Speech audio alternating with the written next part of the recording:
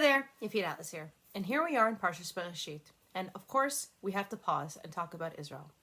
Right now, they're trying to spread more fear and trying to spread propaganda all around the world. We need to make sure to stay strong and do the best that we can. Here, outside of the land of Israel, we have a responsibility to be a part of the spiritual war. We have all been conscripted into the spiritual army, and that means learning more Torah, praying more, doing more good deeds, and being united as Jewish people. That's why it is so important to continue with our Parsha videos. That being said, Parsha Bereshet.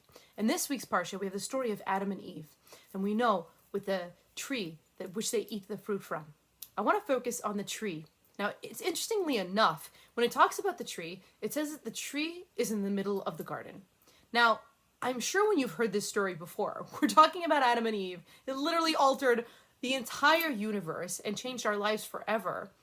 Who cares where the tree was? Why does it matter where the tree is? It's specifically included, and therefore we see that there must be a very valuable lesson.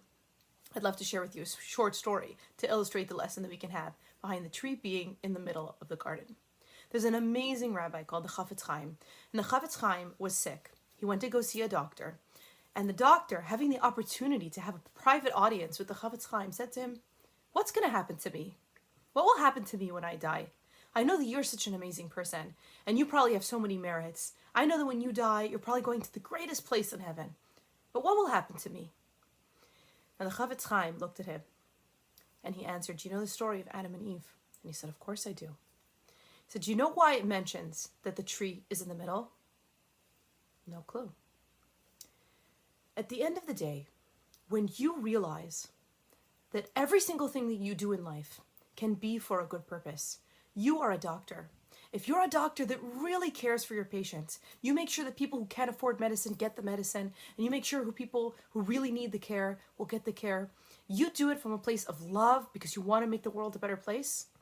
Then the middle of the garden, what is within you, the middle, your thought process, the reason why you do what you do is good, then everything around is also good. We need to understand that, especially now more than ever, that we have so many different roles. The Chafetz Chaim was an amazing rabbi that taught us all about how to not speak Lashon Hora and many other things. This doctor, I'm sure, also saved many lives. We all have a role. It's not going to look exactly the same. It will never be the same. But we all have something special that we can add to this world.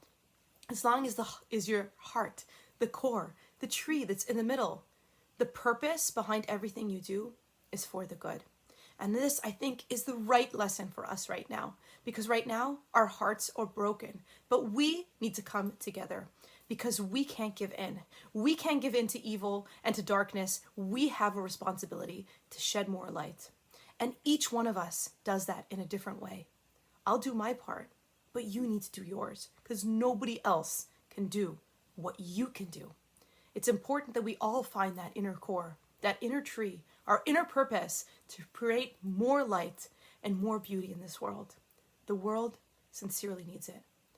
And may we hear amazing news that everyone comes home safely and that Israel is returned to the safest state that it's ever been. Shabbat Shalom.